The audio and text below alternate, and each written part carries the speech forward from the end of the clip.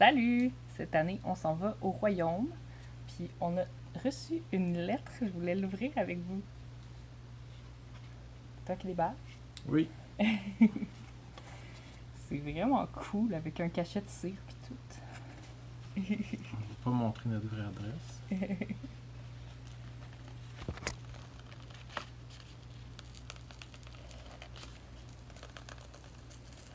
C'est un grandeur nature où on s'en va dans une semaine. En fin de semaine du 6 juin. Ça va être la première fois qu'on y va avec des nouveaux personnages. On a vraiment hâte de le découvrir.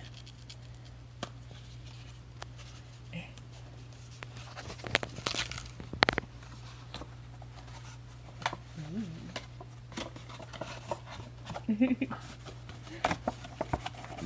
grosse lettre. Tu voulais-tu la lire? Ben oui. Chers habitants du royaume, ainsi qu'aux futurs voyageurs souhaitant s'installer au royaume, par ordre de la cour impériale, il vous est demandé de vous relocaliser dans un nouveau secteur du royaume. Parce que, hors jeu, le royaume est maintenant rendu sur... Terra Corvus. C'est ça, il est changé. Avant, il était sur les terres de Bélinos. Celui-ci se trouve plus à l'ouest, plus près du reste de l'Empire et semble par le fait même être moins sujet aux phénomènes paranormaux et spirituels constatés à l'ancienne agglomération. Donc, il va être plus facile de mourir. Ok. Exact. Le nouveau secteur comprend plusieurs accommodations et bâtiments prêts à accueillir le roi Cassius et ses sujets. Ce village appartenait à une autre tentative de colonisation du royaume opérée dans le secret il y a plusieurs années. D'après les dires du dernier survivant, cette colonie aurait été détruite lors d'un feu de forêt ayant tué tous les habitants. L'agglomération a cependant été retrouvée intacte au courant de l'hiver par un aventurier, Larsen. Des éclaireurs envoyés par la suite sur le terrain ont effectivement constaté qu'il n'y avait aucune trace de feu ni des habitants. Qu'à cela ne tienne, il n'en sera que plus facile aux nouveaux résidents de s'y installer. La couronne vous souhaite à tous un nouveau départ harmonieux et paisible dans ce nouvel environnement. La couronne tient officiellement à démentir les fausses rumeurs d'attaque d'El-Tari sur l'ancien territoire.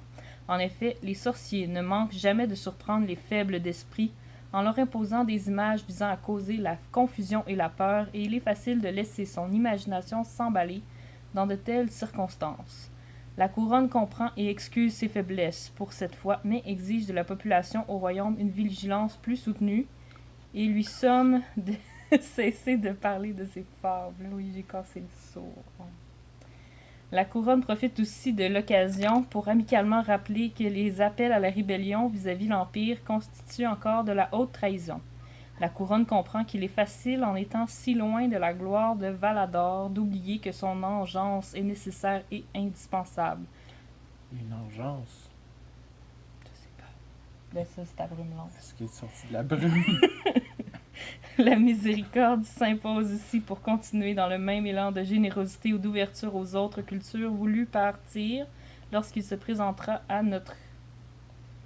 en vision à notre majesté. Aussi longtemps que son éminence Florian Valador siège sur le trône, les terres du royaume seront toujours gérées en accordance avec la volonté de Tyr. Le royaume appartient à tout et quiconque peut réclamer la couronne et y régner comme bon lui semble, tant que les règles de la guerre valadorienne sont respectées. Pour la gloire de l'Empire et par la grâce de Tyr, Berthelet de Venfé, surintendant de l'Empire. Et voilà. C'est vraiment excitant. Je trouve ça vraiment cool comme petit ajout. Alors, on a hâte d'aller jouer là. Je vous fais une vidéo en revenant du GN. C'est dans une semaine. C'était Edith chez Quête Acceptée avec Joris. À bientôt!